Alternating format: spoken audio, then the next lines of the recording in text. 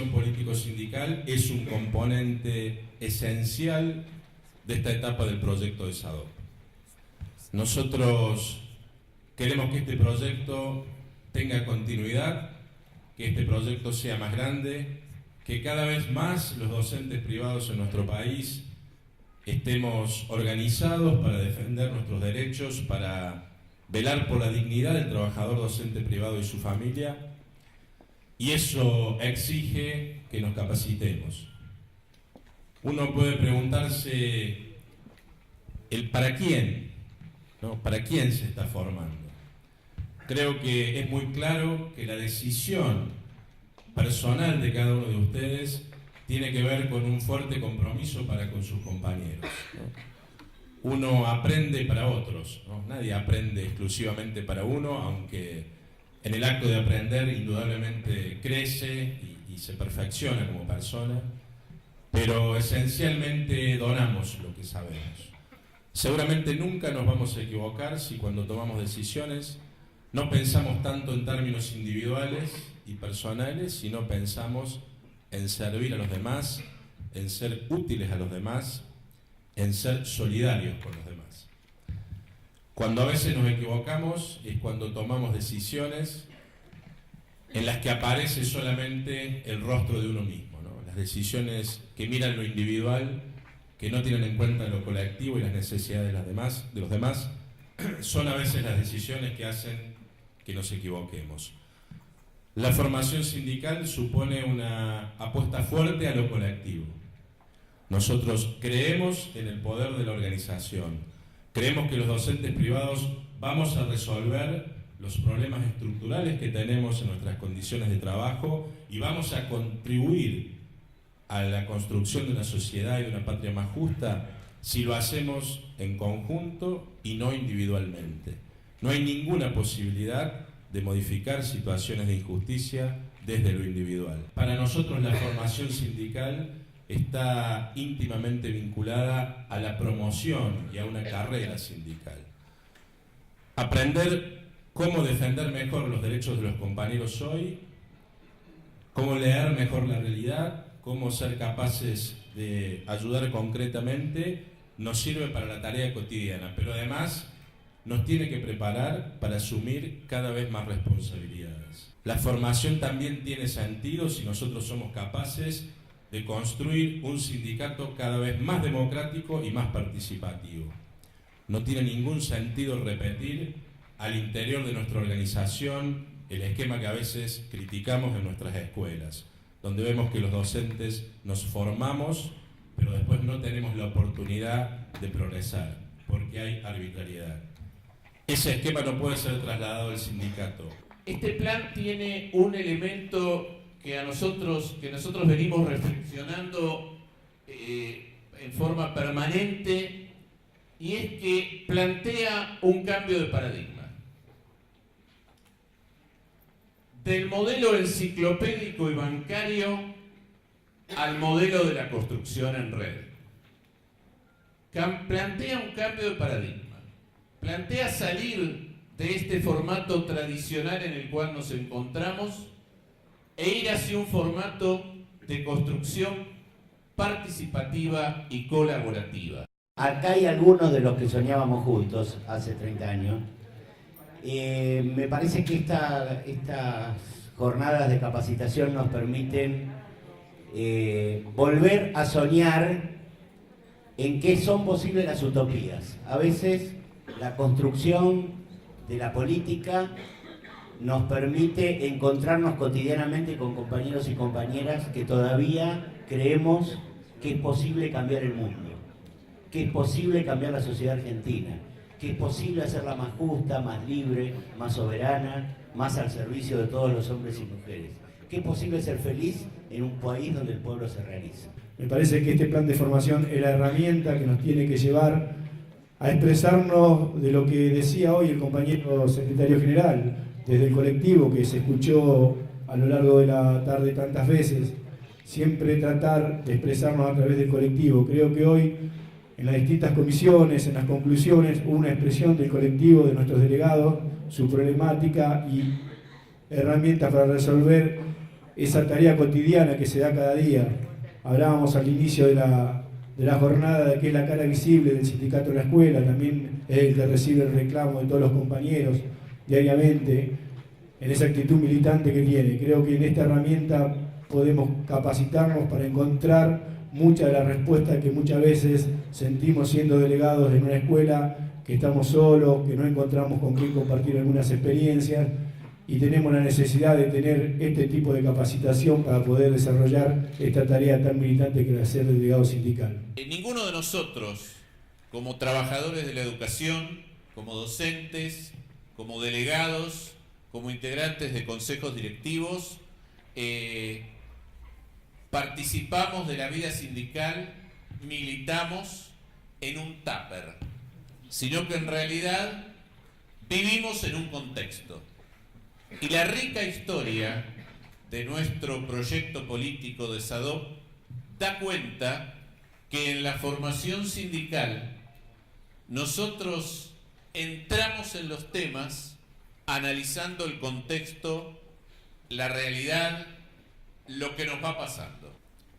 La gobernabilidad que se planteó en los 90 tenía que ver con cómo hacer para aplicar un ajuste estructural de corte neoliberal y además canalizar de alguna u otra forma la conflictividad que una situación de injusticia siempre conlleva, sin que se afecte el sistema de gobierno.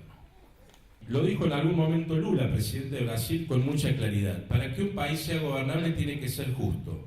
La etapa neoliberal, ¿sí?, desde fines de los 80 hasta fines de los 90, en todos los países de Sudamérica, puso en crisis esa idea de Estado.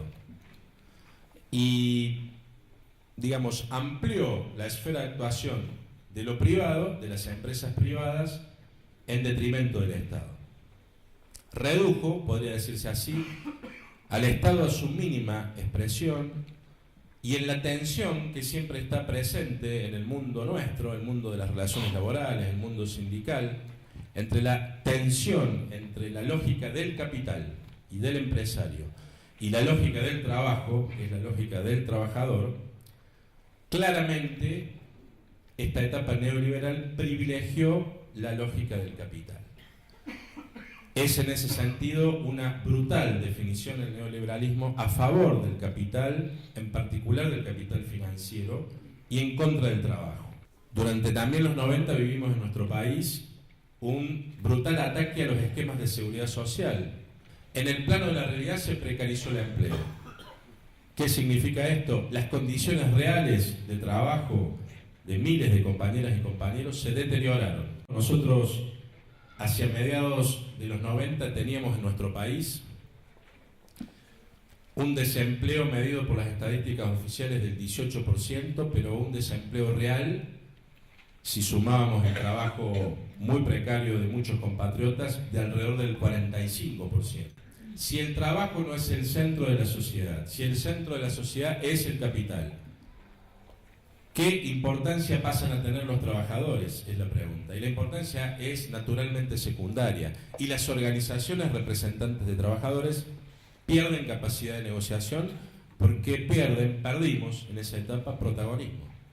Porque hablamos de los trabajadores que vieron deterioradas sus condiciones de trabajo, ¿no? Y entre los trabajadores estábamos los docentes privados, que atravesamos los 90 con rebajas salariales, con quita en la bonificación por antigüedad, con pérdida de licencia, con imposibilidad de aumento salarial, y después con bonos, ¿no? Con bonos, que es otra forma de reducción salarial.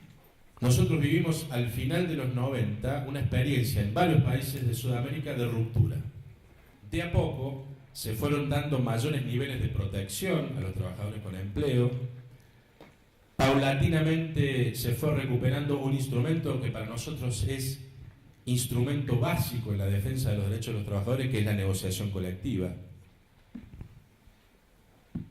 De alguna manera también influye fuertemente en este proceso la recuperación de empleo, ¿no? Si uno mira el censo nacional hoy respecto del de 10 años atrás y mira los datos estadísticos de 10 años atrás, el primer dato alentador, si uno quiere mirarlo así, es la creación de 4 millones nuevos de puestos de trabajo. Digo, hay una activa política del Estado en el desarrollo del consumo y el mercado interno, en la protección del trabajo y los trabajadores, en ponerle límite al capital extranjero y en ponerle límite a alguna voracidad empresaria. Si estamos hablando de que en esta reconfiguración de donde estamos parados hoy, el trabajo ocupa un lugar más central, el trabajo como articulador social, crece el poder de los trabajadores y crece la capacidad de participación de las organizaciones sindicales.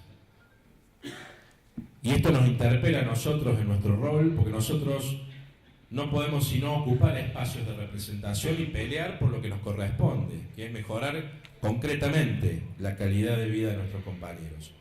Y esto involucra en nuestra actividad al SADOP, pero también involucra a la Confederación General del Trabajo en un marco más amplio, e involucra a todas las organizaciones de trabajadores de Sudamérica para que peleemos y ocupemos los espacios en este proceso tan importante que se han dado además en nuestros países, que es el proceso de integración regional. La disputa por la hegemonía de los sistemas políticos es una disputa abierta. No tiene que ver con un gobierno, tiene que ver con un proyecto de país. Y no depende de un partido político, en el fondo depende de todos nosotros. ¿En qué sociedad y en qué país queremos vivir los trabajadores? Yo creo que queremos vivir en un país y en una sociedad que ponga al trabajo, a la cultura y a la educación en el centro de sus valores e intereses. Nosotros creemos que el futuro no tiene que ver ahora exclusivamente con el rol del Estado, exacerbar el rol del Estado, sino para nosotros tiene que ver con la participación del pueblo organizada. Obviamente rechazamos la idea del mercado, entendemos que el rol del Estado es un rol fundamental, pero sabemos que con el rol del Estado solo no alcanza. Porque sabemos que, y lo hemos vivenciado, lo que hace a la continuidad y profundización de un proyecto tiene que ver con la participación popular. Y entonces los sindicatos, creo uno, estamos llamados no solamente a exigir con toda firmeza las reivindicaciones respecto de nuestras condiciones laborales y resistir lo que está mal y ejercer la protesta, pero también tenemos que ser propositivos y programáticos. Dice nuestro compañero secretario de Relaciones Internacionales, Mario Morán, que el sindicalismo del futuro es un sindicalismo que no puede dejar de ser programático. Tiene que proponer todo el tiempo, además de señalar lo que está mal, además de criticar y además de rechazar. Tiene que proponer formas, programas, planes, leyes. Tiene que ser un sindicalismo activo, porque además de la situación profesional de los trabajadores, que desde luego es lo principal en un sindicato, también los trabajadores tenemos derecho a decir en qué sociedad y de qué manera queremos vivir.